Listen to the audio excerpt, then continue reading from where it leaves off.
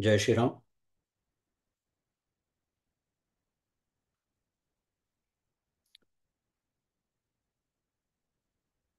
ज्ञानेश्वरी भावदर्शन अध्याय 9 आणि ओवी क्रमांक 56. इथपर्यंत आपला अभ्यास आला होता.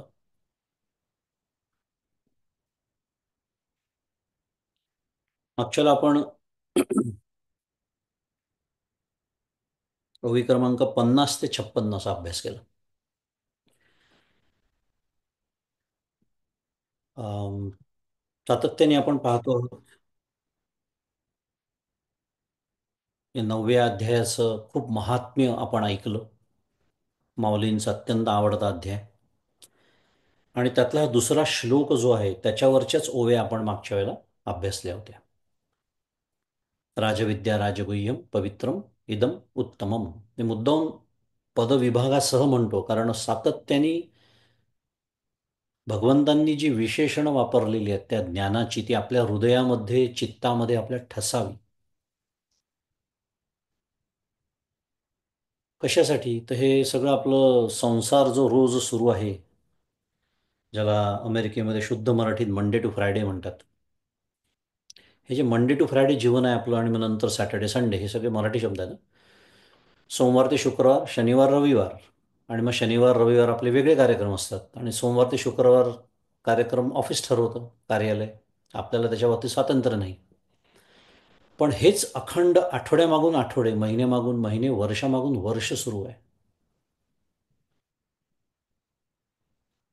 आणि या धबडग्यामध्ये छान शब्द आला. माझा शब्द नाही आहे, माऊली पुढे वापरणार आहेत तो शब्द. अहम ममतेची लवड सवडी हेच म्हटलेलं आहे माऊलींनी. त्याच्यामध्ये हे विसरून जायला नको, हे अखंड माझ्या चित्तामध्ये मी धारण करून ठेवायला हवं. म्हणून मी पदच्छेदासह म्हणतोय, त्याच्यासाठी एवढी मोठी प्रस्तावना.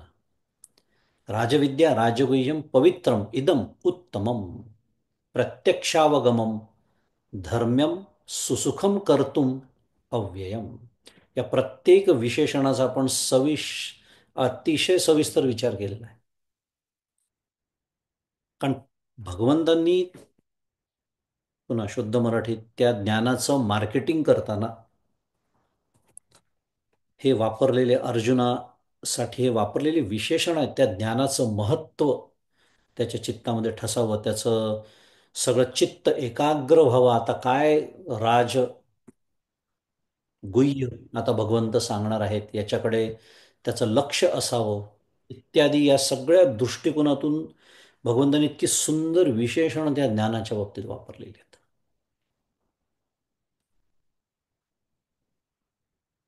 त्याच्यामुळे मी परमार्थ का करतो, परमपूज्य काकांचं नेहमीचं वाक्य, म्हणजे काकांचं वाक्य आणि माझं नेहमीचं आवडतं वाक्य, की हे सर्व करून मी काय कमावणार आहे आणि हे सर्व जे करत नाही ते काय गमावणार आहे, हे स्पष्ट असलं पाहिजे आपल्या चित्तामध्ये. आणि ती स्पष्टता जितकी जास्त, थोडंसं मागे यावं लागेल आपल्याला, ती स्पष्टता जास्त होण्यासाठीच चित्त शुद्ध आणि शांत असावं लागतं. तरच ते ठसतं आणि ते जागं राहतं आणि मग कळतं आणि त्यांनी होतं काय तर छान एक प्रेरणा, काकांचा शब्द पुन्हा मोटिवेशन. मग आपल्याला कोणी सांगावं लागत नाही, जबरदस्ती करावी लागत नाही साधनेसाठी. आपण आपोआप बरोबर त्या मार्गाला लागतो. तोच विचार आजच्या अभ्यासात आपला होणार आहे. पण या श्लोकावरच्या 50व्या ओळीपासून आपण मागच्याला अभ्यासाला सुरुवात केली होती. आणि ही जी सगळी विशेषणं मी आत्ता वापरली त्या विशेषणांवरच माऊली उरलेल्या ओव्यांमध्ये भाष्य आपलं सुरू ठेवते. आणि त्याच्यामध्ये सुसुखम हा जो शब्द आहे की हे जे ज्ञानप्राप्ती आहे त्याच्यामध्ये कष्ट नाही आहेत हो, भगवंत म्हणतात.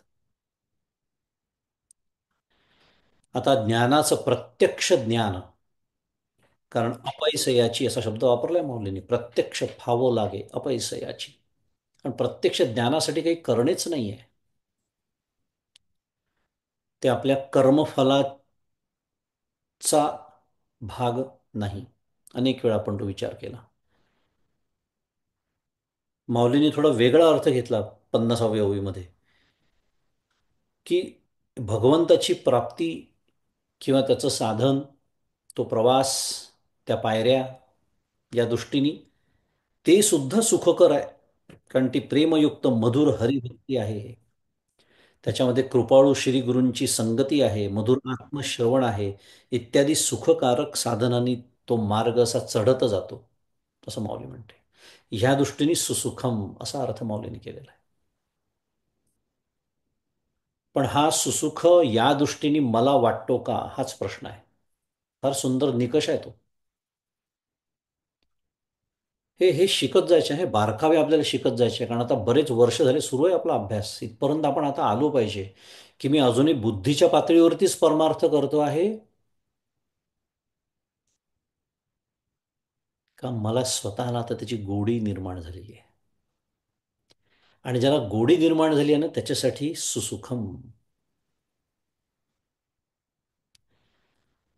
कालच्या दासनवमीच्या प्रवचनात परमपूज्य मंदाताई गडावरून हेच बोलल्यात.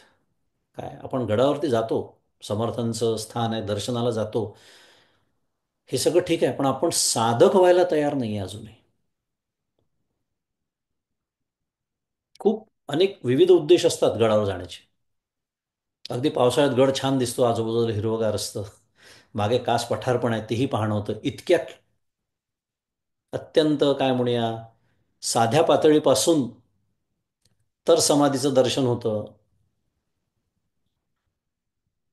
पण खरंच तिथे समर्थांचं वास्तव्य आहे अशी धारणा आहे का माझी, मला तसं अनुभव येतो का, तितकी माझी भक्ती श्रद्धा आहे का, माझी खरी आवड आहे का, आपला विषय सुरू आहे. तेच म्हणतात, ते म्हणतो मी साधक आहे का. मुद्दा असं जर असेल ना, तर हे सुसुखम माऊली काय म्हणते ते आपल्याला एकदम भावतं, कळतं, पटतं, उमजतं. आणि माऊली मग म्हणते की अरे, अलीकडच्या काठावर नुसतं परोक्ष ज्ञान झालं तर इतका आनंद आहे, अपरोक्षात किती असेल, इत्यादी. हे सगळं आपण बघितलं. आणि एक सुंदर शंका, पुन्हा मागच्याला बोललोच होतो, एक उजळणी सुरू आहे अजून आपली, की ही शंका श्लोकामध्ये नाही अर्थातच, पण अर्जुनाच्या तोंडी मुखी माऊलींनी घातलेली आहे, की अर्जुना, जर तू तार्किक आहेस म्हटलाय, म्हणजे काय, तू विचार करणार आहेस, विचारवंत आहेस, तर्कशुद्ध विचार करतोस, पण तार्किक म्हणजे आपण मागच्या वेळेलाच बघितलं काय, तर्कटी नाही आहे. कारण याच अर्जुनाचं वर्णन माऊलींनी काय केलं होतं, या लागी सुमन आणि शुद्धमती, जो अनिंदक अनन्य गती, किंवा तरी परियसी का प्राज्ञा तू आस्थेचीच संज्ञा, बोलेली या गोष्टीची अवज्ञा निर्णसी करू, हे वर्णन केलेलं आहे अर्जुनाचं. त्यामुळे सश्रद्धा आहे, पण विचारवंत पण आहे. येऊ शकतात ना प्रश्न, येऊ शकतात, अगदी यावे पण. आपल्या सर्व पारमार्थिक वाङ्मयाचं स्वरूप तसंच आहे, प्रश्न विचारले गेले आहेत उपनिषदापासून तर भगवद्गीतेपर्यंत. त्यामुळे माऊलींनी जणू काही अर्जुनाच्या मनात आलेली शंका आपल्यासमोर मांडली आहे. थोडा गमतीचा विषय, पण अशी शंका माझ्या मनात कधीच येत नाही. मी मगाशीच म्हणालो, मी आपल्या म्हणणार होतो, पण मी यावेळेला माझ्या म्हणालो. मी आपल्या जरी म्हटलं तरी समजून घ्यायचं, मी माझ्याचबद्दल बोलतोय, फक्त आदरार्थी बोलतोय. मी मगाशी मागच्याला एकदा सांगितलं होतं, मी जेव्हा आपल्या म्हणतो, आम्ही असा शब्द वापरतो, माझ्या मनात का नाही येत सांगतो अशी शंका, कारण मी त्यातलाच एक असतो म्हणून. कारण अर्जुनाच्या मनात काय शंका आली, की अरे, जर इतकं उत्कृष्ट हे ज्ञान आहे, ज्याला आत्मज्ञान म्हणतात, ज्याला स्वरूप प्राप्ती म्हणतात, ज्याला भगवंताची प्राप्ती म्हणतात, इतकं जे उत्कृष्ट ज्ञान आहे, तर सगळं जग त्याच्या मागे लागायला पाहिजे खरं तर. कारण जग तर अत्यंत लोभी आहे. छोट्या छोट्या गोष्टींसाठी आपलं भांडवल, ते सगळे वर्णन आपण मागच्याला ऐकले होते. 1 रुपया मिळण्यासाठी 100 रुपयाचं भांडवल धोक्यात घालण्यासाठी तयार असलेले लोभी लोक, हे तर इतकं सगळं सहज प्राप्त होणारं सुसुखम इत्यादी सगळी वर्णन आहे, मग हे जग त्याच्या मागे का लागत नाही, असा हा अर्जुनाच्या मनात आलेला प्रश्न. तो माझ्या मनात येत नाही, मी मगाशी जे म्हणालो का, कारण मी त्यांच्यापैकी एकच आहे. त्यामुळे मला ही शंका येणंच शक्य नाही, कारण मी त्यांच्यातलाच एक आहे. मी कुठे लागतो त्याच्या मागे? अजूनही माझ्या जीवनातले प्रधानता वेगळीच आहे. मगाशी प्रस्तावनेत तेच बोललो मी. अजूनही सोमवार ते शुक्रवार ते सांगतात काय करायचं, शनिवार ते रविवार मी ठरवतो काय करायचं.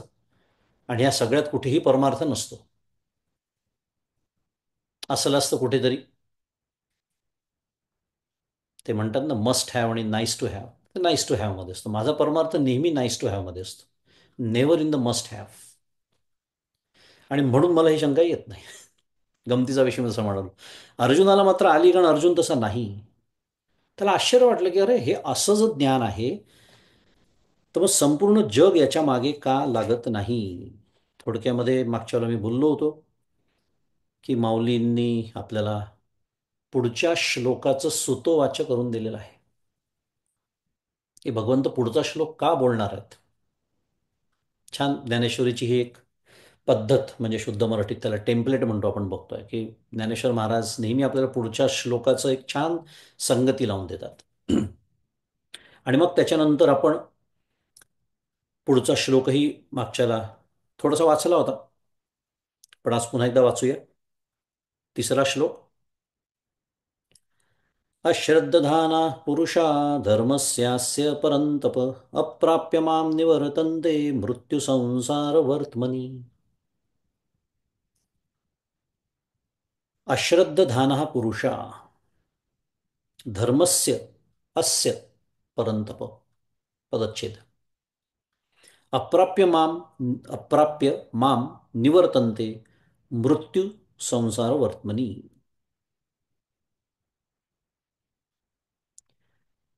अत्यंत महत्वाचा श्लोक आहे, खरं सांगतो साधकासाठी. मग सगळे श्लोक महत्वाचे आहे, कारण भगवद्गीताच आहे, सांगण्याची खरं आवश्यकता नाही. पण माझ्यासाठी एक साधक म्हणून मला सावध करणारा हा श्लोक आहे. मी थोडीशी प्रस्तावना मागच्या वेळेला त्याची केली होती, कारण याचा अर्थ आपण बघितला होता की हे शत्रुतापना, परंतप म्हणजे शत्रुतापना. अर्जुनाला ते हे विशेषण बऱ्याच ठिकाणी वापरलेलं आहे. काय म्हटलंय, या म्हणजे अस्य आत्मज्ञानरूप धर्माविषयी, म्हणजे धर्मस्य, इथे धर्म याचा अर्थ कोणता धर्म, कोणत्या धर्माबद्दल बोलणं सुरू आहे. आत्मज्ञान, कारण विषय तो सुरू आहे, संदर्भ तो सुरू आहे सगळा, राजविद्या राजगुह्य वगैरे. पुढे काय म्हटलं आता, श्रद्धा न ठेवणारे लोक म्हणजे अश्रद्धान, मला प्राप्त न होऊन, म्हणजे माम म्हणजे मला, अप्राप्य म्हणजे मला प्राप्त न होऊन, मृत्यूयुक्त संसाराच्या मार्गावरच म्हणजे मृत्यू संसार वर्तमनी निश्चयाने फिरून फिरून राहतात, म्हणजे निवर्तन्ते.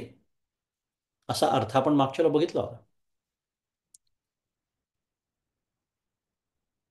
की या धर्माविषयी, आत्मज्ञानाविषयी श्रद्धा न ठेवणारे लोक मला प्राप्त न होता मृत्यू संसाराच्या मार्गावरच फिरत राहतात. साध्या भाषेत बोलूया, बरोबर. असा अर्थ आपण मागच्या वेळेला बघितला.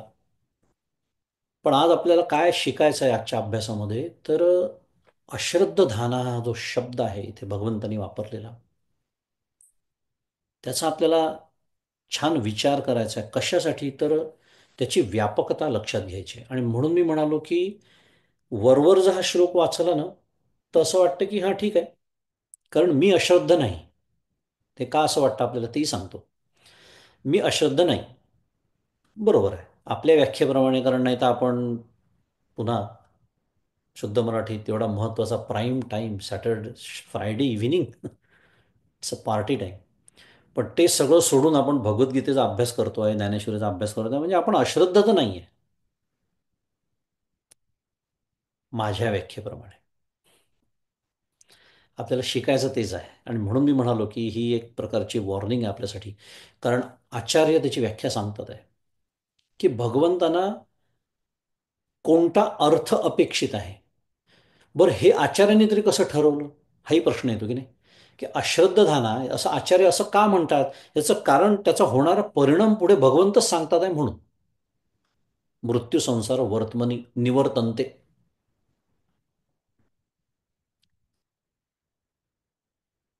अनेक वचन आहे. निवर्तन्ते. मुद्दा काय आहे, अश्रद्धधाना. आचार्य म्हणतात आहे श्रद्धा विरहिता. श्रद्धा विरहिता म्हणजे काय? हा जो आत्मज्ञानरूप धर्माविषयी श्रद्धाच नसलेला. आता हा अर्थ आपल्याला अभिप्रेत आहे. इथपर्यंतच आपण थांबून जातो. म्हणून आपल्याला असं वाटतं की हा ठीक आहे, हा श्लोक माझ्यासाठी नाही आहे कारण मी श्रद्धावान आहे. बरोबर आहे. अश्रद्धधाना, श्रद्धा विरहिता मी नाही, पण स्वरूपे तत्फलेच नास्तिक असं पुढे आचार्य म्हणतात. म्हणजे काय? या आत्मज्ञानरूप धर्माचं जे स्वरूप आहे, जे आपण शिकतो आहोत भगवद्गीतेच्या माध्यमातून, ज्ञानेश्वरीच्या माध्यमातून, किंवा त्याच्या फलाविषयी, त्याच्यातनं आपल्याला काय प्राप्त होतं, मी जे सुरुवातीला जे बोललो, याच्याच विषयी ज्याच्या श्रद्धा नाही आहे. आणि म्हणून त्याला म्हटलेल्या आचार्यांनी नास्तिका. अनेक नास्तिक लोक जगात असतात. हे जगाचं स्वरूपच आहे. काही काय म्हणे त्याला, कलियुगाचा महिमा तर तो आहेच. पण रामायण महाभारत काळापासून सुद्धा नास्तिकांची वर्णन आपण वाचतो. त्यामुळे it is not a invention of a 21st century, थोडक्यामध्ये बोलूया.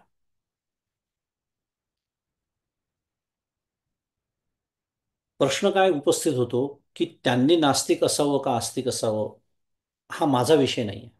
म्हणजे नसला पाहिजे, तेवढ्यासाठी थोडंसं जास्त बोलतोय मी आत्ता.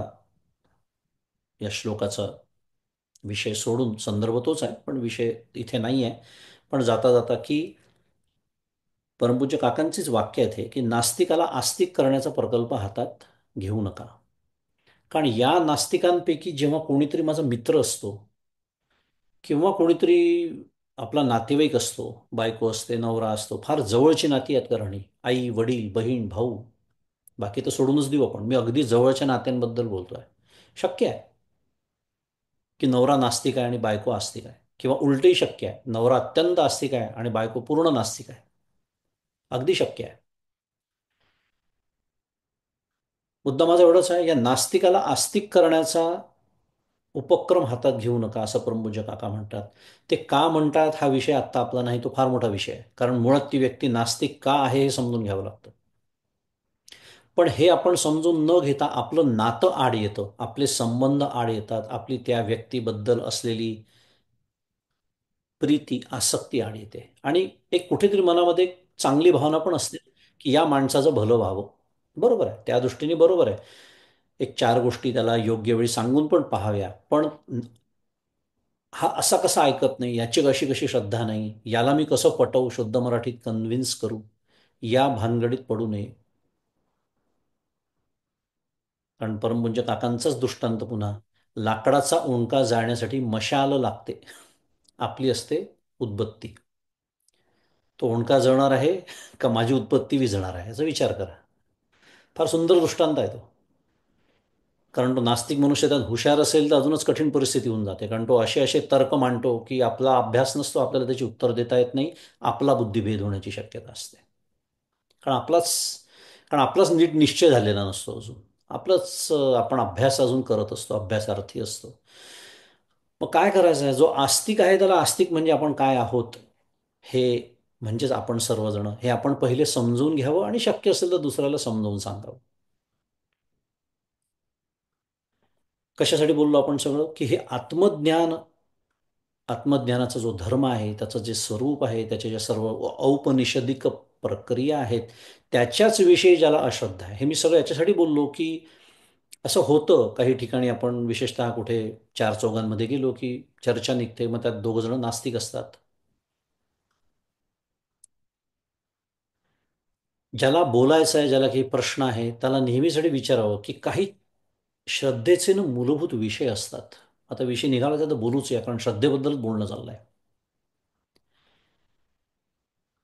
अगदी छान विचारावं त्या मनुष्याला की बा, श्रद्धेचे नामचे तीनच आहेत गोष्टी, फरक खरं विचार करा तर. कोणत्या? पहिला श्रद्धेचा विषय आहे, ब्रह्म नावाचं तत्व आहे. पहिला, ब्रह्म नावाचं तत्व आहे. दुसरं, ते शास्त्रात जसं सांगितलं तसं आहे. भरपूर वर्णन आहे त्याचं, स्वरूप लक्षणं, तटस्थ लक्षणं, इत्यादी इत्यादी. आणि तिसरं अत्यंत महत्वाचं, ते मी आहे, सहा अहम सोहम. हे आमचे मूलभूत श्रद्धेचे विषय आहे. याचं कारण आहे, ज्या तत्वाबद्दल आपण बोलतो आहोत, ज्याचं वर्णन या पहिल्या तीन श्रद्धांमध्ये येतं, ते मानवी बुद्धीच्या पलीकडचं आहे. त्यामुळे त्याच्याबद्दल चर्चाच नाही केल्या जाऊ शकत. हे ज्याला मान्य आहे, मी काय आपला मूळ विषय काय सुरू आहे, हे ज्याला मान्य आहे त्याच्याशी चर्चा होऊ शकते. त्यामुळे शांतपणे विचारावं, ह्याच्यावर तुमची श्रद्धा आहे का? कारण ह्याच्यावर जर श्रद्धा त्याची नसेल, त्यांना नमस्कार करावा, त्यांना म्हणायचं, रामकृष्ण हरी, तुम्ही खूप श्रेष्ठ आहात, मी अत्यंत अज्ञानी आहे.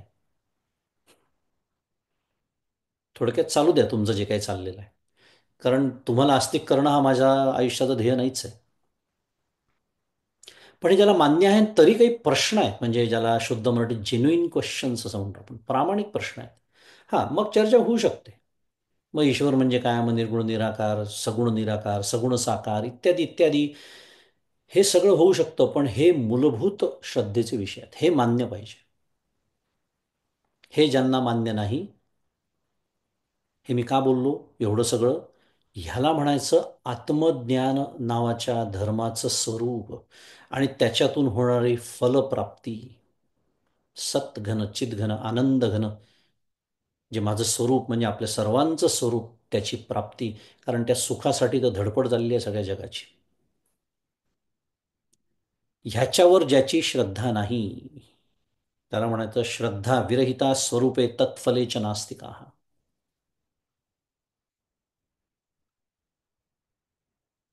इथपर्यंत ठीक आहे. इथपर्यंत आचार्य येऊन थांबले असते ना, तर आपलं काम झालं असतं. कारण मग हा ठीक आहे बा, ह्या श्लोकात मी बसत नाही, कारण मी श्रद्धावान आहे असं आपल्या सगळ्यांचा समज आहे. पण आचार्य नाही ना, आचार्य खरं ते सांगतात आहे. पुढे म्हणतात आहे, पापकारिण हा. पापकारिण हा म्हणजे पापकर्म करणारा.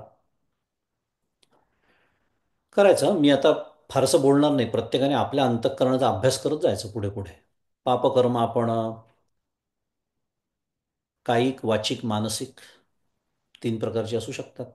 कारण कर्माचे प्रकारच तीन आहेत ते. मनामध्ये येऊनच जातात ना, पापी विचार येतात, आपण प्रत्यक्ष ते करत नाही. कारण काही असो, समाजात ते बरं दिसत नाही, संधी नसते, कोणी बघितलं तर काय म्हणेल, इत्यादी. पण येऊन जातातच विचार मनामध्ये. म्हणजे मला काय म्हणायचं आहे, थोडं थोडं मी अश्रद्धाधना या व्याख्येत बसायला लागलो आता. विषय जो आपला सुरू आहे, पुढे आचार्य म्हणतात, असुराणाम उपनिषदम देहमात्रात्म दर्शनम एव प्रतिपन्ना असुतृप. आता असुराणाम उपनिषदम देहमात्रात्म दर्शनम, इथे उपनिषद याचा अर्थ सिद्धांत असा होतो. आपल्याला जो उपनिषदाचा नेहमीचा अर्थ माहिती आहे तो नाही.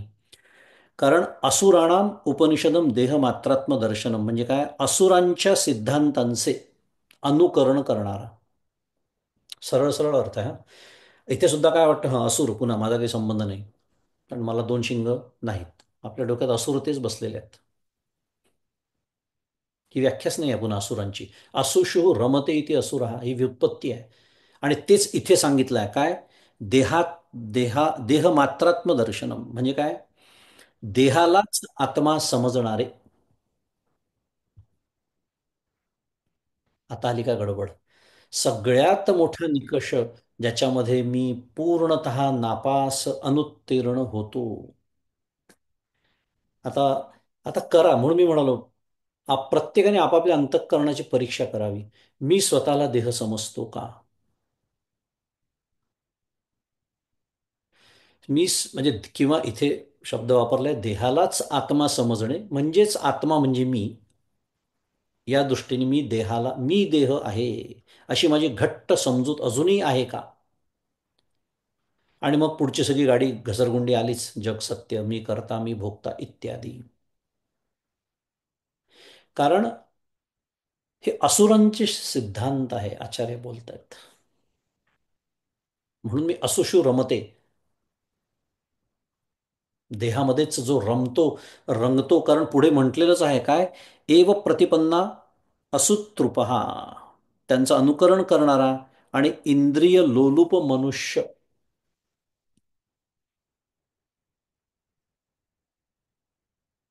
आता मला सांगा, जर या व्याख्येमध्ये मी बसत असेन, मी स्वतःला देह अजूनही समजत असेन, कितीही अभ्यास केला परमार्थाचा. आणि मागच्या वेळी मी एकदा बोललो होतो की मी स्वतःला देह समजतो, याचा निकष, देहाला काही झालं, आजारी पडलो, काही दुखापत झाली, हे झालं, ते झालं, कमी जास्त झालं, की माझं जे काही आतमध्ये होतं अंतःकरणाचं, याचा अर्थ अजूनही मी आणि देह याचा अत्यंत एकात्म भाव तिथे आहे. अजूनही देहापासून मी वेगळा, विलग. बरं, देहापासून वेगळा म्हणजे काही मृत्यू नसतो लगेच, ते तर येणारच आहे, एक दिवस तो प्रारब्धाने येणार आहे. हे जे अंतर देहापासून ते विचारांनी मिळवायचं आपल्याला, त्यालाच विवेक असं म्हणतात. मृत्यूची भीती, हे सगळे निकष आहेत मी स्वतःला देह समजतो याचे. म्हणून मी म्हणालो की हा श्लोक आपल्यासाठी it is a warning signal. का, अश्रद्धानहा या वाक्य, या शब्दाचा एवढा मोठा व्यापक अर्थ आहे. भगवंतांना हे म्हणायचं आहे की असे जे अश्रद्ध आहेत, आता ते पुढे येणारच आहे सगळं त्यांचं काय होतं. म्हणून मी म्हणालो की मनामध्ये कुठेतरी मी नाही बसत या व्याख्येत, असं जर वाटत असेल तर पुन्हा फेर तपासणी करण्याची गरज आहे.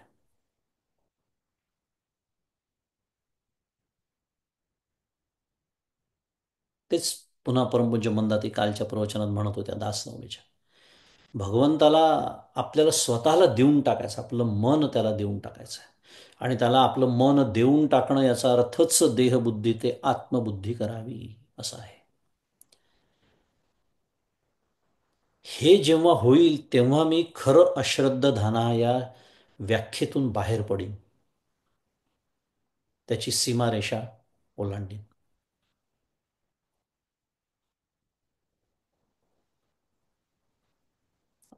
अन्यथा मी असुरांच्या सिद्धांतांचं अनुकरण करणार, कारण त्यांनाच असुर म्हटलेलं आहे, की जे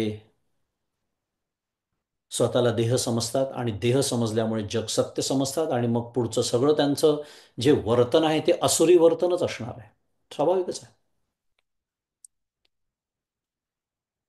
आणि म्हणून मी मागच्या जे बोललो होतो की मी इथे आलेलो आहे आणि मला जे बाहेर दर्शन झालं, ते सगळ्या असेच लोकांचं दर्शन झालं त्या दिवशी.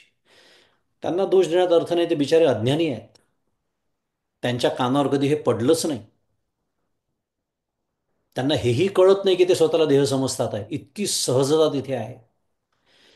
पण मला इतकं सगळं समजून उमजून, एवढा अभ्यास केल्यानंतर, एवढं श्रवण झाल्यानंतर सुद्धा जर मी स्वतःला देह समजत असेल, तर समर्थ मला पढत मूर्ख म्हणतात. मग पढत मूर्ख. Cigarette smoking is cancerous to health, हे वाक्य वाचून जो सिगरेट ओढतो त्याला पढत मूर्ख म्हणतात, उदाहरणार्थ. आजचं आधुनिक उदाहरण तसं. अश्रद्धान, हा. त्यामुळे असुरांच्या सिद्धांताचं आपण अनुकरण करतो हे समजायचं, याच्यातून फार मोठं आपल्याला शिकायला मिळत आहे. आणि असा जो पुरुष, त्याचं काय होतं, धर्मस्य अस्य, या जो धर्माविषयी, त्याच्या स्वरूपाविषयी, त्याच्या फलस्वरूपाविषयी तो नास्तिकच आहे. आपण नास्तिक नाही आहोत, आपण आस्तिक आहोत, हे आपण मगाशीच बघितलं. पण अश्रद्धानामध्येच बसतोच आहोत अजूनही आपण. मग होतं काय, त्याचा परिणाम काय होतो, तर अप्राप्य माम, अप्राप्य माम, मला ते प्राप्त होत नाही. माते न पावतीचे, येणार आहे पुढे होई. माते न पवतीची बापुडी, काय अर्थ आहे अप्राप्य माम. पण आचार्याने एक फार महत्वाचा अर्थ इथे केलेला आहे आणि तो आपल्याला बघायचा आहे. आचार्य म्हणतात आहे, मत प्राप्ती मार्ग साधना भेद भक्ती मात्रम अपि अप्राप्य इत्यर्थ. म्हणजे काय, इथे एक अशी शंका आचार्यांनी सुद्धा अर्जुनाच्या मनातली, इथे असं लिहिलेलं नाहीये, पण एक जणू काही अर्जुनाच्या मनात शंका आल्यासारखं इथे स्पष्टीकरण दिलेलं आहे की अरे भगवंता, ही तर सूर्यप्रकाश इतकी स्वच्छ गोष्ट आहे की जो अश्रद्ध ध्यान आहे तो तुला प्राप्त होणारच नाही. मग हे बोलण्याची गरज काय आहे? जे इतकं सूर्यप्रकाश इतकं स्वच्छ आहे ते सांगण्याची गरज काय आहे? म्हणजे भगवंतांना मुळात हा श्लोक सांगण्याची गरजच काय पडली? की जे अश्रद्ध आहे ते अप्राप्य माम, ते मला प्राप्त होत नाही. काय होतात? निवर्तन्ते मृत्यू संसार वर्तमनी. अशी शंका आचार्यांनी गृहीत धरून हा अर्थ दिलेला आहे. हे सगळे बारकावे असतात. आचार्य म्हणतात आहे की मत प्राप्ती मार्ग साधना, साधन भेद भक्ती मात्रम अपि. म्हणजे अरे मला प्राप्त होत नाही हे तर सांगण्याचा विषयच नाही आहे. हे सांगण्याचा उद्देशच नाही आहे. मग काय सांगतात आहे भगवंत? तर माझ्या प्राप्तीचा जो साधनरूप जी भेदभक्ती, तिला सुद्धा ते प्राप्त होत नाही. मला प्राप्त होत नाही हे तर पुन्हा हे सांगणं भगवंतांचा उद्देशच नाही आहे असं आचार्य म्हणतात आहे. मग काय? भगवंतांची प्राप्ती करण्याचा जो भेदभक्ती रूप साधन मार्ग आहे त्याला सुद्धा ते प्राप्त होत नाहीत. हे सांगणं भगवंतांचा उद्देश आहे. अखंड आपण पाहतोय का संतांचे पाय धरावे लागतात. आपल्याला कळूच शकत नाही भगवंताचं काय मनोगत आहे, कशासाठी काय हे कशासाठी सांगतात आहे भगवंत. हे आचार्य माऊली यांना शरण गेल्याशिवाय आपल्याला कळणं शक्य नाही.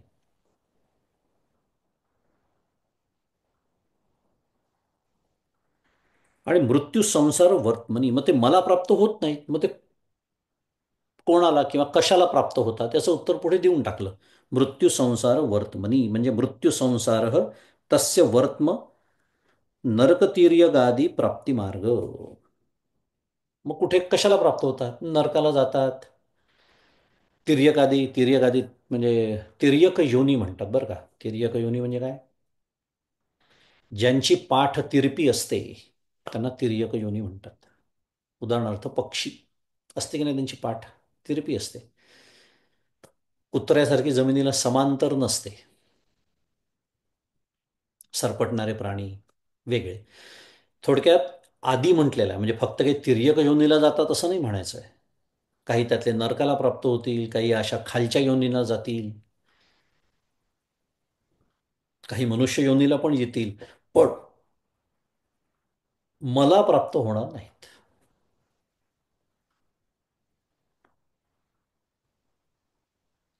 आता इथे एक गोष्ट लक्षात घेण्यासारखी आहे की इथे आचार्यांनी उल्लेख नाही केलेला, पण आपण जर थोडासा संदर्भ लक्षात घेतला तर आपल्याला एक छान गोष्ट या श्लोकामध्ये शिकायला मिळते बरं का. कोणती ती सांगतो आता.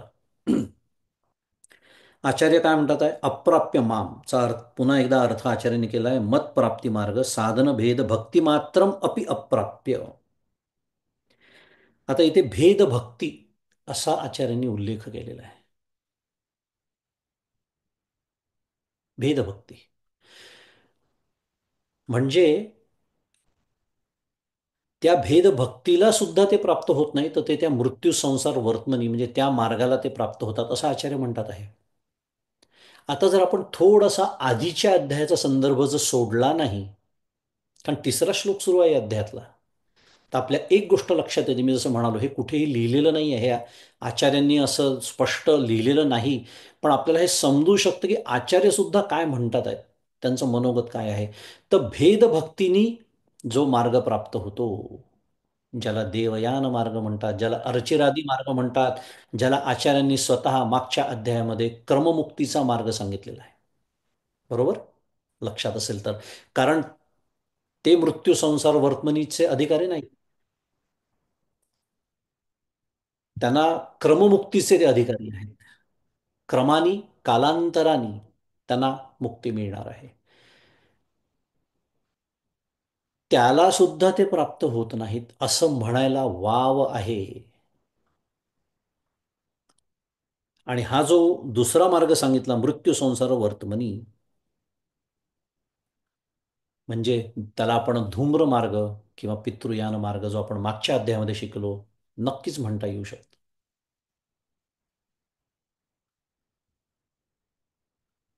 आणि असं अजून दोन कारणं सांगतो. असं आपण का म्हणू शकतो? कारण वर्तमनी त्याच्यामध्ये मूळ नपुंसकलिंगी शब्द आहे संस्कृत वर्तमन. वर्तमन म्हणजे मार्ग. आणि मार्ग याचा अर्थ ते अखंड मार्गातच राहतात. ते गंतव्यस्थान ज्याला म्हणतात तिथे पोहोचतच नाही. अशीच ओवी माऊलींनी केलेली आहे. तैसे अहम ममतेची लवड सवडी, माते न पवतीची बापोडी, म्हणून जन्ममरणाची दुथडी ढवळती ठेली. बघणार आहे आपण ती ओवी पुढे. अप्रतिम ओवी आहे. म्हणजे काय? जन्माला आलं, मृत्यूकडे, मृत्यू झाला, पुन्हा जन्म. हे जे त्या मार्गातच ते असतात, चक्राकार गतीने हे जीव फिरत राहतात. योनी कुठली असू दे, वेगवेगळ्या योनी, तिर्यकादी योनी आपण सगळ्या बघितल्या. म्हणजे काय सुरू आहे हे सगळं वर्णन कशाला लागू पडतं? धूम्रमार्गाला लागू पडतं. शुक्ल कृष्ण गती येते जगते शाश्वते मते, हा जो श्लोक आपण शिकलो, शुक्ल आणि कृष्ण असेही नाव आहेत त्याला, पुष्कळ नाव आहेत त्या दोन्ही मार्गांना. आणि तिसरा मुद्दा सांगतो. इथे मृत्यू संसार वर्तमनी म्हटलंय. वर्तमनी हे द्विवचन आहे संस्कृतमध्ये. वर्तमन या शब्दाचं हे द्विवचन आहे. विभक्ती प्रथमा किंवा द्वितीया तेच होतं रूप त्याचं. याचा अर्थ काय आहे? दोन. म्हणजे भगवंत सुद्धा बोलताना वर्तमनी म्हणतात आहे. दोनचा उल्लेख करतात आहे. त्यामुळे निश्चितच इथे वाव आहे. आचार्य जे सांगतात आहेत की भेदभक्ती, की जे परिच्छिन्न भक्ती करतात भगवंताची, जे भगवंताला अखंड समजतात की देव वेगळा आणि भक्त वेगळा, अशी द्वैती भक्ती जे करतात ते कोणत्या मार्गाला जातात? खरे भक्त आहेत असं गृहीत धरून बोलतात, कर्ममुक्तीचे अधिकारी होतात ते. पण अश्रद्धधाना जे आहेत ते त्याला सुद्धा, म्हणजे इथे जे अप्राप्य माम हे सांगण्याचा उद्देश काय आहे? तर मला तर ते प्राप्त होत नाहीतच, पण या भेदभक्तीचा जो मार्ग आहे त्याला सुद्धा प्राप्त होत नाही, हे सांगण्याचा भगवंतांचा उद्देश आहे, असं आचार्य म्हणतात आहे. आणि आचार्य जे म्हणतात आहे त्याचा अजून एक अर्थ आपण लावून घेतला की आचार्य अजूनही तोच संदर्भ देतात आहे मागच्या अध्यायाचा. शुक्ल कृष्ण गती येते.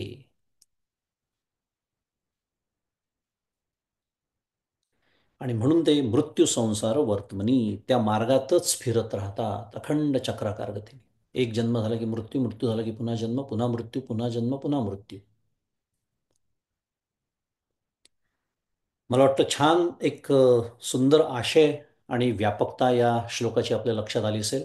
आता याच्यावरच्या ओव्या इतक्या अप्रतिम आहे, तुम्हाला सांगतो, माऊलींच्या अगदी मुखोद्गत असाव्या अशा ओव्या आहेत.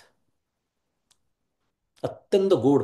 कारण अक्षरशः, आणि मी जसं मगाशी म्हणालो, वॉर्निंग सिग्नल आहे ना, अक्षरशः तोच शब्द या ओव्यांच्या बाबतीत, की माऊली सुद्धा आपल्याला जागं करण्याचाच प्रयत्न करते की अरे काय करत आहात तुम्ही. पहिली ओवी आहे, पाहे पा दूध पवित्र आणि गोड, पासी त्वचेची या पदरा आड, परी ते अव्हेरून गोचिड, अशुद्ध काय न सेविसी. म्हणजे किती निर्भत्सना करावी संतांनी आपली. काय माऊलींनी दृष्टांत दिल्या पहा. पाहे पा दूध पवित्र आणि गोड. दृष्टांत देत्या माऊली पहिल्याच ओवीत की असे पहा की दूध हे पवित्र आणि गोड आहे, आणि ते सडाजवळच म्हणजे कातडीच्या पडद्याच्या आड आहे, परंतु गोचिड हे ते दूध तिरस्कारून रक्ताचेच सेवन करीत नाहीत काय. गाईचं जे आचळ असतं तिथे गोचिड पण असतं. किती जवळ आहे दुधाच्या खरं. पण कशामध्ये आनंद आहे त्या गोचिडाला? माऊलींनी तर अशुद्ध शब्द वापरला, अशुद्ध काय न सेविती. मुद्दा काय आहे की असे दृष्टांत संतांनी द्यावे कशासाठी हो? कशासाठी? करा बरं विचार. काय ज्ञानेश्वर महाराजांचं आणि माझं काही भांडण आहे वैयक्तिक? नाही. अहो, ते दूध ते सेवन करतायत, ते किती पवित्र आहे, ते किती गोड आहे याची त्यांना पूर्ण कल्पना आहे. आणि ते आपल्याला मिळावं ही कळवळ त्यांच्याजवळ आहे, म्हणून तर त्यांना संत म्हणतात. म्हणून तर त्यांना संत म्हणतात. आणि ते आपल्याला असं खडबडून जागं करतात आहे की रे, किती तुम्ही विषयाच्या मागे लागलेत. विषयानंद, विषयानंदामध्ये रमणं आणि रंगणं. मगाशीच म्हणून पहा कसं जे आचार्य सांगतात आहे ना तेच माऊली सांगते. अश्रद्धधानाची जी व्यापक व्याख्या आपण पाहिली त्याच्यामध्ये हीच व्याख्या आपण पाहिली.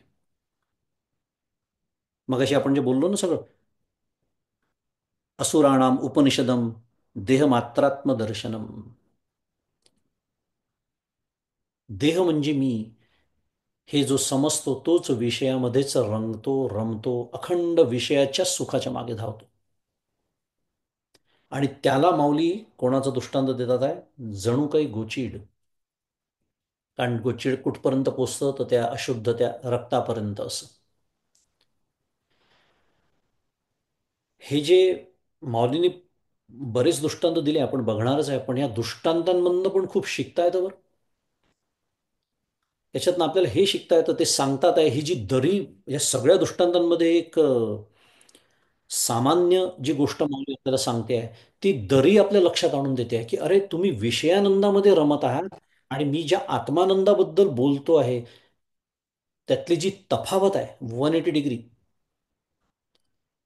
आणि हे तोच सांगू शकतो, हे तोच त्याला समजू शकतो ज्याने आत्मानंद अनुभवलेला आहे, भोगलेला आहे. आणि म्हणून त्यांना कळवळ आहे की अरे काय तुम्ही करत बसले आहात.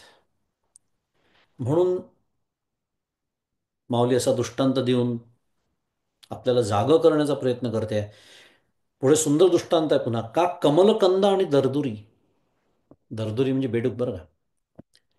का कमलकंद आणि दरदुरी नांदणूक एकीची घरी, परी परागू सेवीचे भ्रमरी येरा चिखलची उरे. या सुंदर दृष्टांत बा की, किंवा कमलाचा कंद आणि बेडूक या दोघांचे राहणे एकाच चिखलरूपी घरात असते. असतं की नाही? चिखलातच कमळ उगवतो. बेडूक कुठे असतो? चिखलामध्ये. परंतु दूरच्या भ्रमरांनी कमलातील सुगंधी परागाचे सेवन करावे आणि जवळच्या बेडकांकरता मात्र चिखलच उरावा, हे आश्चर्य आहे.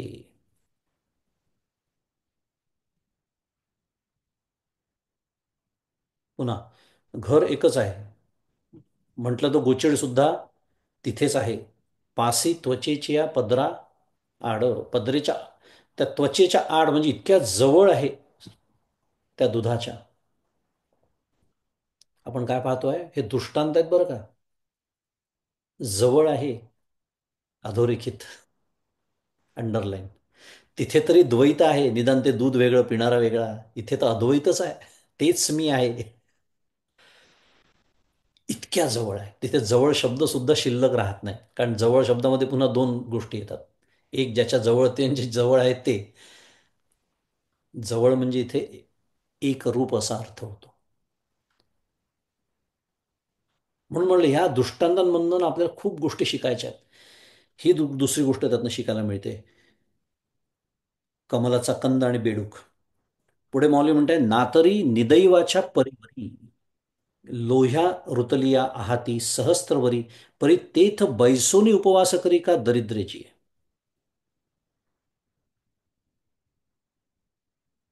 मौली म्हणते, अथवा एखाद्या भाग्यहीन मनुष्याच्या घरी सोने चांदी हिरे यांनी भरलेल्या लोखंडाच्या घागरी हजाराच्या वर पुरून ठेवल्या आहेत, परंतु त्याला त्या संपत्तीचे ज्ञान नसेल.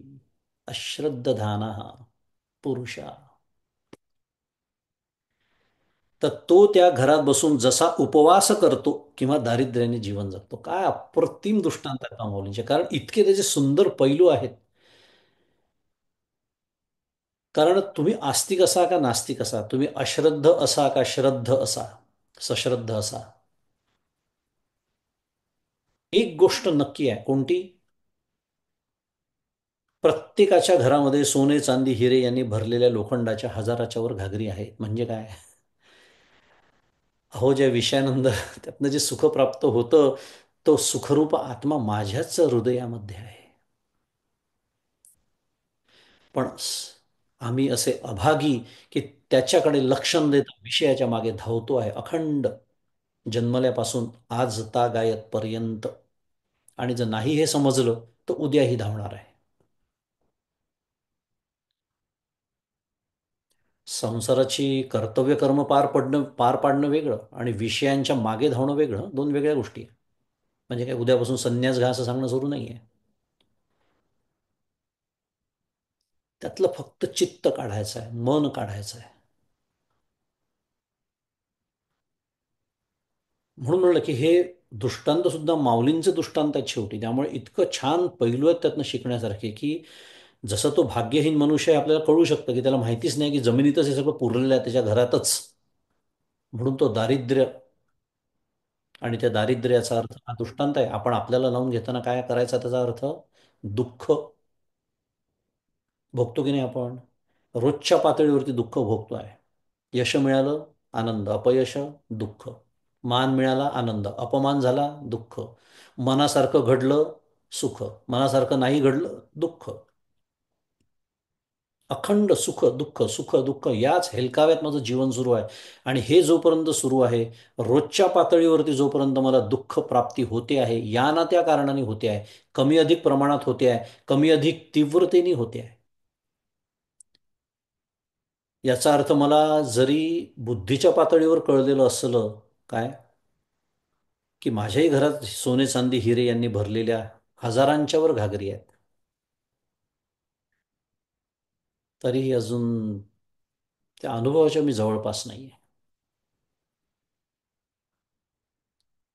आणि बरोबर हेच माऊली पुढच्या ओवीत सांगते की तैसा हृदयामध्ये मी रामू, असता सर्व सुखाचा आरामो, की भ्रांतासी कामो विषयावर. अप्रतिम ओवी आहे. मी सांगितलं ना, या श्लोकावरती ओव्या खूप कमी आहेत, पण प्रत्येक ओवी अक्षरशः मुखोद्गत असावी अशी ओवी आहे. तैसा हृदयामध्ये मी रामू. आता दृष्टांत संपले, आता सिद्धांत सांगणं सुरू झालं, की अरे, त्याप्रमाणे योगी ज्याच्या स्वरूपात रममाण होतात, सर्व सुखाचे जणू उद्यान, असा मी आत्माराम हृदयात असताना भ्रांताला इच्छा कशाची असते तर विषयाची असते, की भ्रांतासी कामू विषय.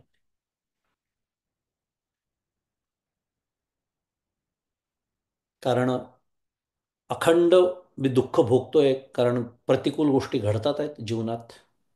काही अनुकूल घडतात, काही प्रतिकूल घडतात, प्रतिकूल जास्त घडतात. हे या जीवनाचं स्वरूपच आहे. कारण आपल्याला भोग देण्याचं ते माध्यम आहे भगवंताचं, कारण आपण घेऊन आलेलो आहे प्रारब्ध. हे आपण विसरून जातो.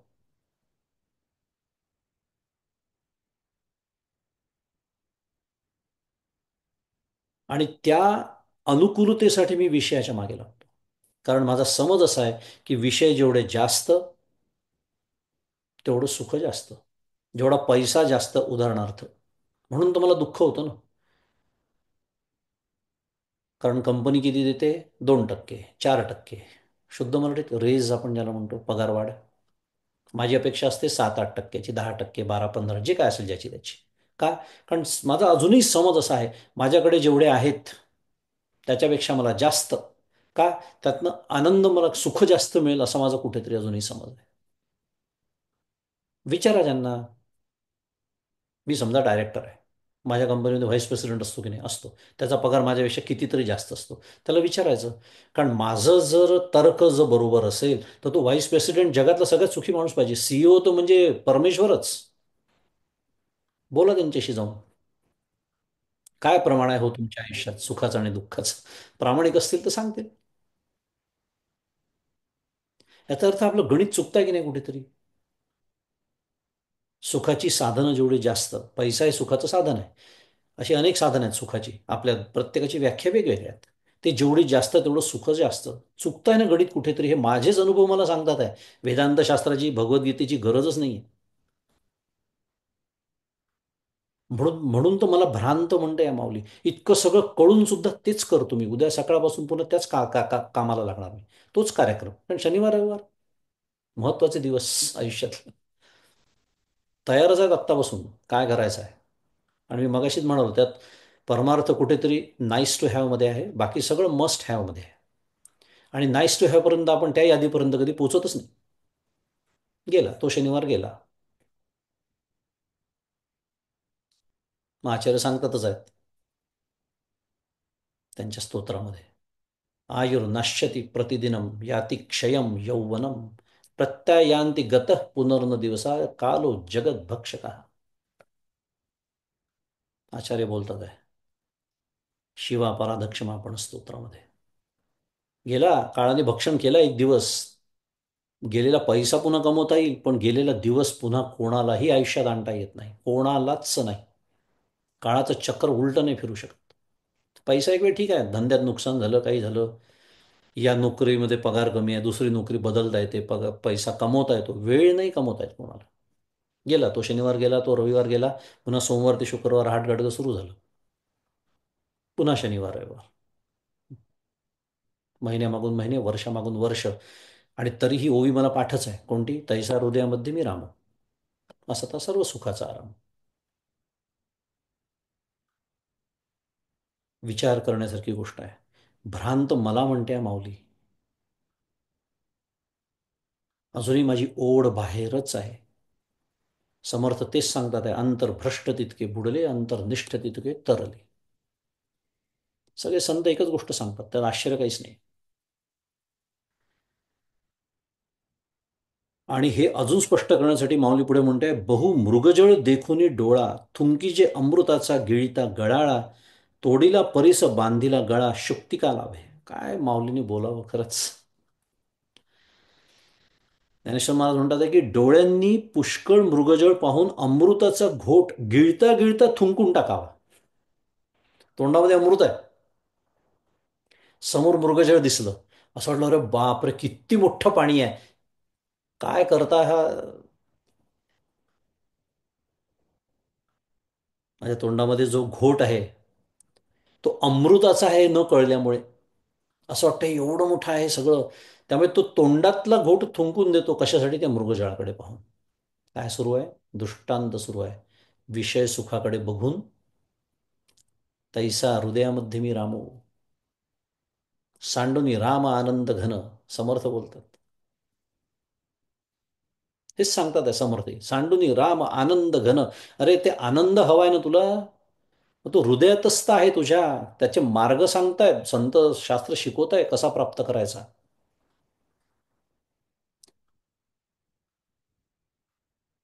किंवा शिंपीच्या लाभाने गळ्यात बांधलेला परीस तोडून टाकावा. खरं गळ्यात बांधलाय परीस, पण तो परीस आहे हे न कळल्यामुळे तो तोडून फेकून द्यायचा. आणि शिंपी म्हणजे शिंपलं, जे किनाऱ्यावरती सापडतं, समुद्र किनाऱ्यावरती, शुद्ध मराठीत बीच म्हणतो आपण त्याला. तर तिथे जे सापडतं त्याच्यावर चांदीचा भास होतो की नाही, सूर्याची किरणं पडली की. तर ती चांदी आहे असं समजून हा परीस फेकून द्यायचा आणि ते धावत जायचं चांदी घेण्यासाठी. मग कळतं अरे काय हाती काय लागलं. जेवढे वर्ष झाले आपल्या जे हाती लागलंय तेच लागतं मग. आणि पुन्हा यातला बारकावा काय आहे, या दृष्टांतामधला फार महत्वाचा आहे. परीस गळ्यातच बांधलेला आहे, अमृताचा घोट माझ्याच मुखात आहे, फक्त गिळता गिळता मी तो थुंकून टाकतोय. म्हणजे माऊली काय सांगते, तैसा हृदयामध्ये मी रामू. मला तो खरं नित्य प्राप्तच आहे, पण मला तो अनुभव येत नाही आहे, अज्ञान अजून आडवं येत आहे. म्हणजे मी खरं मागे कशाच्या लागायला पाहिजे, ज्याला म्हणतो आपण साध्या भाषेत हात धुवून मागे लागणं, अज्ञान निवृत्तीच्या मागे लागायला पाहिजे. कारण माझं स्वरूप आहे पण मला आज अनुभवाला येत नाही आहे. मग काय येत नाही आहे, काय नेमकं आडत आहे. मग अच्छा, माझं चित्त अशुद्ध आहे, माझं चित्त अशांत आहे. कशामुळे अशुद्धी आहे, कशामुळे अशांती आहे, ह्याच्या मागे नको का लागायला आपण. Shouldn't that be must have and rest is the nice to have. Exactly उलट, सगळं उलट झालेलं आहे. प्रपंच मी मगाशीच म्हणालो आपल्याला करायचंच आहे, आपल्या सर्वांनाच कर्तव्य आहेत, ती करायचीच आहेत, उत्कृष्ट पार पाडायची आहे. पण ती कर्तव्य म्हणून पार पाडायची आहे, फलाच्या अपेक्षेने नाही. मगाशी मी जे बोलत होतो अनुकूल प्रतिकूल, मी जे बोलत होतो मगाशी, त्याच्यामध्ये फलाची अपेक्षा असते. आपल्या कर्मामध्ये दोष येतात. पुन्हा कालचं प्रवचन परमपूज्य मंदात यांचं दासनवमीचं गडावरून केलेलं, दोन दोष बोलल्यात मंदात काल कर्मामध्ये. कोणते? हेच, मी करता आहे, आणि दुसरी फलाची अपेक्षा. आणि भगवंत भगवद्गीतेत सांगतात आहे, मा फलेषु कदाचन, कर्मण, फक्त कर्माचाच अधिकार तुला आहे. आणि फार सुंदर दृष्टांत परमपूज्य मंदातांनी काल दिला. काय? आंब्याच्या झाडाला झाड लावणं, खत घालणं, पाणी घालणं, त्याला सूर्यप्रकाश पुरेसा मिळेल इतकंच आपल्या हातात आहे. त्याला आंबे कधी लागतील हे माझ्या हातात नाही.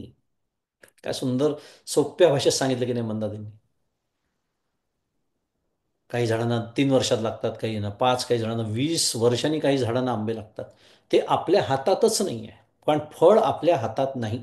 आपल्या हातात फक्त झाडाची निगा राखणे, त्याला खत पाणी घालणे एवढंच आहे. पण हे लक्षात न राहिल्यामुळे अखंड दुःखी आहे मी. कारण आपल्याला जे दुःख आयुष्यात प्राप्त होतं ना, ते फक्त फलाच्याच अपेक्षेने होतं, तुम्हाला सांगतो. काय होईल कसं होईल, काय होईल कसं होईल, हा जो काळजीचा आपलं जे सुरू असतं ना सगळं मंत्र, महामंत्र, फळाची अपेक्षा. तर काय होईल काय, परमपूज्य काका एका वाक्यात सांगून टाकतात. जसं व्हायचं तसं होईल, जेव्हा व्हायचं तेव्हा होईल, ज्याच्या माध्यमातून व्हायचं त्याच्या माध्यमातून होईल. मग मी काय करायचं आहे, माझं कर्तव्य उत्कृष्ट पार पाडायचं आहे. एवढंच माझ्या हातात आहे, तेवढंच माझा अधिकार आहे. पण जे माझ्या अधिकारात नाही, ज्याला फळ म्हणतात, त्याची चिंता करत बसतो मी आणि दुःखी होतो. आणि मग ते अज्ञान, ती अविद्या गडद होत जातं. आणि त्याचा परिणाम असा होतो की तैसा हृदयामध्ये मी रामू, आणि तो सर्व सुखाचा आराम. कारण जे सुखाच्या प्रेरणा येतातच त्याच्यापासून येतात ना. आहे की नाही पहा, सगळ्या जगामध्ये मला तर खूपच सगळ्यात महत्त्वाची गोष्ट वाटत असेल तर जगामध्ये हीच वाटते मला. म्हणजे फॅसिनेटिंग थिंग, शुद्ध मराठीत काय, 7.5 बिलियन, जितकी काय जी काही लोकसंख्या या पृथ्वी ग्रहावरची असेल, 7.5 billion people, one thing in common. And forget about only the human species. कुठलेही मनुष्य आणि मनुष्येतर प्राणी, तो कुत्रा, माझ्या घरात कुत्रा आहे, मांजर असेल काय, पोपट असेल, गाय बैल, कुठलाही प्राणी घ्या, एक गोष्ट सामान्य आहे की नाही पहा. आणि विचार करा, खरंच किती आश्चर्यजनक ही गोष्ट आहे. कारण किती भेद आहे आपल्या सर्वांमध्ये. कोणी मनुष्य आहे, कोणी मनुष्य नाही आहे. त्या प्राण्यांमध्ये भेद आहे, मनुष्यांमध्ये किती प्रचंड भेद आहेत. पण एक गोष्ट सगळ्यांमध्ये व्यापून आहे सामान्याने. त्याच्यासाठी पुन्हा वेदांताची गरज नाही कोणती. प्रत्येकाला सुख हवं आहे, आणि प्रत्येकाला आपण स्वतः प्रिय आहोत. आहोत की नाही, विचार करा. त्या कुत्र्याला सुद्धा त्याचा प्राण प्रिय आहे, त्या कोंबडीलाही प्रिय आहे. म्हणून तर ती पळते, तिला मारायला जाता तुम्ही तेव्हा. म्हणून तर ते अन्न मनुष्यासाठी नाहीच आहे. तिलाही तिचा जीव एवढीशी ती मुंगी सुद्धा, एवढासा किडा सुद्धा, त्याला तुम्ही काही करायला गेला इजा, तर तो पळतो तुमच्यापासून. का, त्याला सुद्धा त्याचा प्राण म्हणजे स्वतः तो प्रियच आहे. मुद्दा माझा एवढा सुरू होता. ही जी सुखाची प्रेरणा आहे ती सर्वांना आहे, म्हणजे काहीतरी आपल्या सर्वांमध्ये सामान्य, म्हणजे शुद्ध मराठीत पुन्हा कॉमन असलं पाहिजे की नाही. काय आहे हो आपल्या सर्वांमध्ये सामान्य, सगळ्या सजीव ज्याला आपण म्हणतो त्याच्यामध्ये हे आहे, तैसा हृदयामध्ये मी रामो. कारण सर्वांना हृदय आहे म्हणून तर आपल्याला सजीव म्हणतात. नाही तर राम तर सर्वत्रच आहे. तो अचेतनातही आहे. तो सचेतनातच आहे असं नाही, अचेतनातही आहे. मग सचेतनामध्ये काय आहे, हृदय म्हणजे अंतःकरण आहे, म्हणून आपण सचेतन समजल्या जातो. मग त्या अंतःकरणामध्ये तो आहे, त्याची अभिव्यक्ती आहे. पण त्याच्याकडे लक्ष न राहिल्यामुळे की भ्रांतासी कामो विषयावर, त्या सुखाच्या प्रेरणा तिथून येतात आहे. आपल्याला त्या प्रेरणेच्या स्रोताकडे जायचं आहे, त्याच्याशी एकरूप व्हायचं आहे. म्हणजे पुन्हा त्या प्रेरणेच्या मागे आपण धावणारच नाही, ती धाव खुंटून जाईल. आणि हे न केल्याचा परिणाम काय आहे, 62व्या ओवीमध्ये माऊली म्हणते, तैसी अहम ममतीची लवड सवडी, माते न पवतीची बापुडी, म्हणून जन्ममरणाची दुथडी ढवळती ठेली, मी मगाशी म्हणालो. मग हे लक्षात राहिलं नाही की मृत्यू संसार वर्तमनी, मगाशी बोललो आपण, त्याच्यावर भाष्य आहे माऊलींचं आहे. मृत्यू संसार वर्तमनीवर हे भाष्य आहे. अहम ममतीची लवड सवडी. आणि मगाशी लवड सवडी हा जो शब्द माऊलींचा आहे, त्याला मी गडबड गोंधळ म्हणालो. तोच अर्थ आहे. काय, त्याप्रमाणे देहाला मी आणि स्त्रीपुत्रांना माझे समजण्याच्या गडबडीत भ्रांत व दीन झालेले लोक, बापुडी शब्दाचा अर्थ, मला प्राप्तच होत नाही माते न पवतीची, अप्राप्य माम, त्याच्यावरचं भाष्य आहे. आणि काय होतं मग त्याचा परिणाम, म्हणून एकदा जन्माच्या आणि एकदा मरणाच्या दोन तीरावर असलेल्या दोन डोहात गटांगळ्या खात राहतात. अप्राप्य माम काय होतं मग, निवर्तनते मृत्यू संसार वर्त.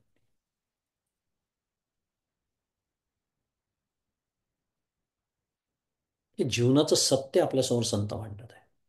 काय, त्याचं कारण आहे, ज्याला जन्म आहे त्याला मृत्यू आहे की नाही, करा विचार. आहे. ज्या क्षणी माझा जन्म झाला त्या क्षणी माझा मृत्यू होणार हे निश्चितच आहे. तुम्ही त्याला हवं म्हणा, नको म्हणा, त्याला घाबरा का त्याचं स्वागत करा. प्रारब्धाने ज्या दिवशी येणार आहे त्या दिवशी येणार आहे.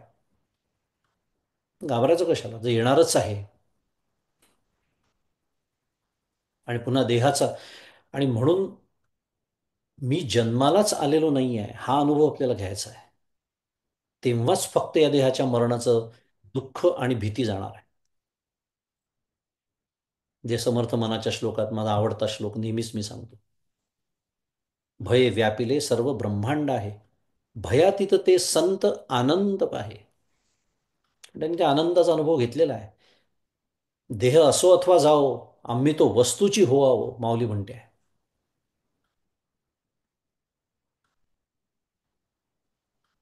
का दोरी सर्पत्व आहो दोरीची कडून, दृष्टांत दिलाय तिथे पुन्हा. काय दोरी सर्प झाली आहे का? नाही, सर्प हा मला भास होतोय दोरीवरती. आम्ही तो वस्तूची हो आहो.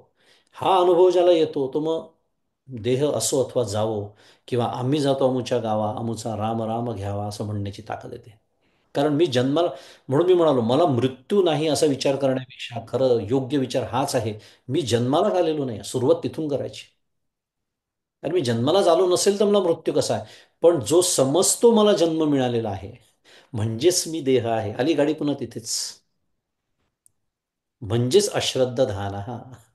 पहा कसं बसतो आपण त्या व्याख्येमध्ये. आपल्याला वाटतं मी बसत नाही, पण आपण बसतो.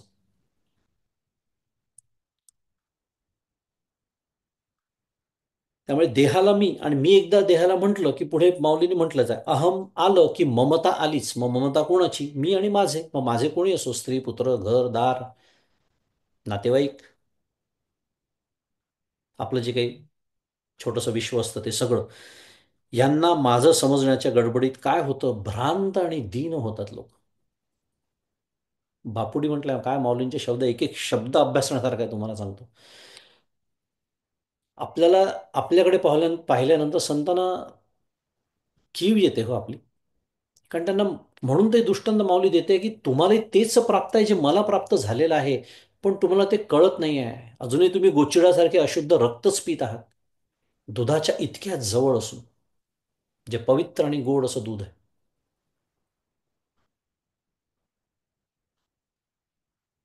त्यामुळे माते न पवतीची बापुडी. आणि मग काय होतं, जन्म मरणाची दुथडी. मग अशी आपण तेच बोलतो की जन्माला आलं की मृत्यू ठेवलेलाच आहे, आणि मृत्यू झाला की जन्म ठेवलेला आहे. कारण जीवनमुक्ती नाही ना झालेली. परमपूज्य काकांनी या ओवीवरती, मला आठवतं, खूप जुनं प्रवचन आहे, त्यात एक दृष्टांत दिला होता. काय, परमपूज्य काका मुरगुड डॉक्टर असल्यामुळे तिथले मेडिकल ऑफिसर होते. तिथे एक नदी आहे, त्या नदीतनं म्हणे काका प्रेत वाहत यायचं कधी. काकांचा दृष्टांत आहे, किती सुंदर दिलेला का. आता ते प्रेत वाहत आलं, ते समजा यांच्या गावाच्या तिथल्या काठाला लागलं, तर त्याच्या भानगडी यांना कराव्या लागतात सगळ्या. कोणाला? त्या तिथला जो सरपंच असतो त्याची जबाबदारी असते. मग तो मृत्यू कोणाचा झाला आहे, मग तो माणूस, मग त्याचं शोधून काढा, त्याच्या घरच्यांना कळवा. मग ते सगळं. आणि काका म्हणायचे ते डॉक्टर म्हणून मला त्याचं पोस्टमॉर्टम करावं लागायचं.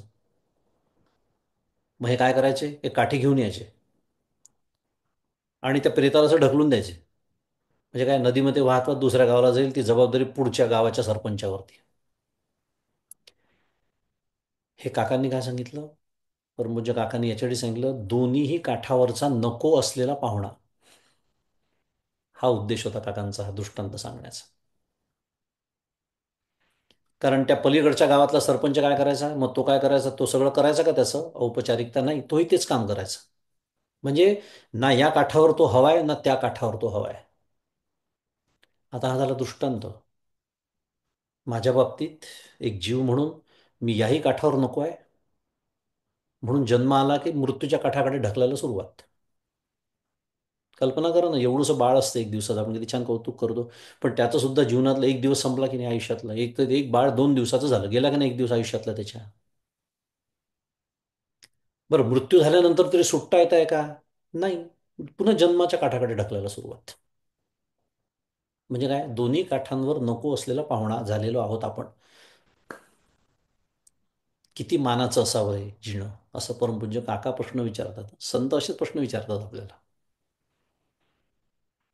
हे लक्षात आणून देतात आपल्या, जे आपल्या लक्षात येत नाही.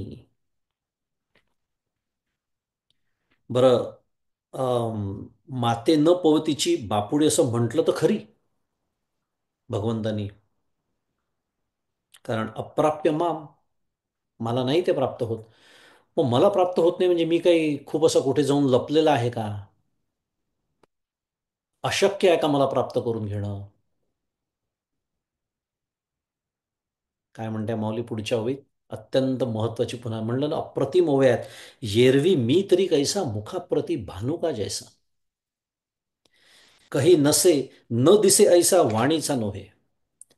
एरवी मी कसा आहे, तर जसा प्रातःकाली पूर्व दिशेकडे तोंड केल्यास अगदी तोंडापुढे सूर्य असतो, तेव्हा सूर्याच्या अस्तित्वाविषयी किंवा त्याच्या प्रत्यक्ष ज्ञानाविषयी कोणालाही संशय नसतो व भ्रमही नसतो.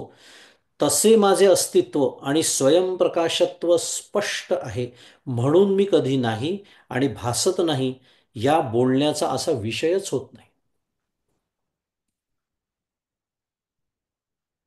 कसा आहे भगवंत? कसा आहे? मुक्का मुखाप्रती भानू जैसा.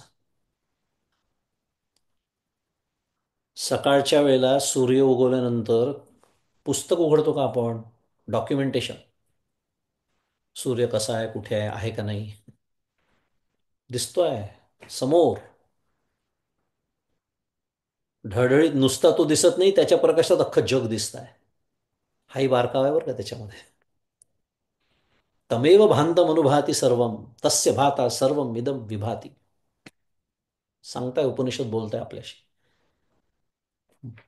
म्हणजे संतांसाठी तो मुखाप्रती भानू का जैसा, माऊली बोलते. अहो इतका स्पष्ट आहे तो, इतका स्पष्ट आहे. अखंड आहे आहे आहे, भरला घनदाट हरी दिसे. आणि माझ्यासाठी जन्मानुजन्म झाले. जन्म मृत्यू, मृत्यूनंतर पुन्हा जन्म, पुन्हा मृत्यू, पुन्हा जन्म, मृत्यू, संसार वर्तमनी. आणि म्हणून तर राजविद्या राजगुह्य त्याच्यासाठी त्याला म्हटलंय. ती गुह्यता, ही गूढता त्याच्या बाजूने नाहीच आहे, कारण तो मुखाप्रती भानू का जैसा आहे.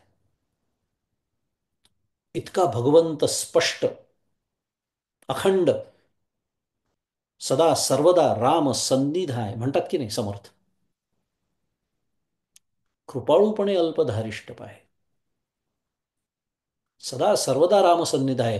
वाटतं का मला राम माझ्या अखंड सन्निध आहे म्हणून? जर राम माझ्या सन्निध आहे, भगवंत माझ्या अखंड सन्निध आहे, हे जर माझ्या लक्षात राहिलं असतं अनुसंधान, तर मी जसं बोलतो ना तसं बोललोच नसतो, मी जसं वागतो तसं वागलो नसतो. मला अजूनही वाटतं देव फक्त तिकडेच आहे हो, देवळात, नाही तर देवघरामध्ये. ही परिच्छिन्न भक्ती आहे, ही भेदभक्ती आहे. मगाशीचा शब्द वापरतो आचार्यांचा. पण तसा मी नाही. जसा प्रातःकाली पूर्व दिशेकडे तोंड करून जसा समोर अगदी सूर्य असतो, त्याच्यासाठी काही वेगळं काही, त्याच्या सिद्धीसाठी कुठलं प्रमाणाची गरज नाही. प्रत्यक्ष मुखाप्रती भानू का जैसा. त्यामुळे तो आहे का नाही, आत्ता आहे का नाही वगैरे, असे का त्याचा भास होतो, हे सगळे हे बोलण्याचे विषय नाही. अगदी तसा भगवंत आहे, तसं आपलं स्वतःचं स्वरूप आहे. आणि हे आपल्याला प्राप्त होत नाही. आणि हे ज्याला प्राप्त होत नाही, आपल्याला प्राप्त होत नाही म्हणजे, मी जर अश्रद्ध धान हा पुरुष असेन, तर मला भगवंताची प्राप्ती होणार नाही. जोपर्यंत मी स्वतःला देह समजतो आहे, जोपर्यंत देहबुद्धी आहे, जोपर्यंत आत्मबुद्धी नाही, तोपर्यंत भगवत प्राप्ती नाही.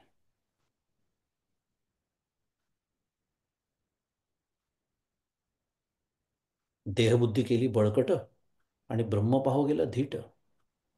तो दृश्याने रुधिली वाट परब्रह्माची, समर्थ. रोधणारच आहे ते वाट आपली. फार सुंदर असा हा श्लोक आणि अप्रतिम अशा त्याच्यावरच्या ओव्या.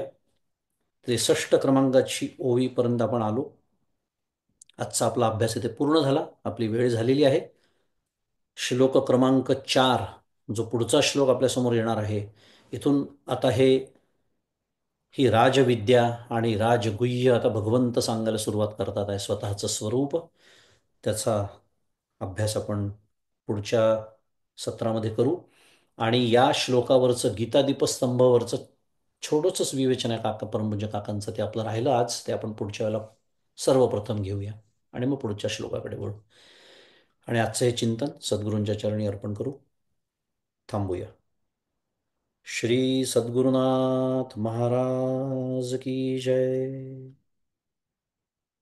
जय जय रघुवीर समर्थ.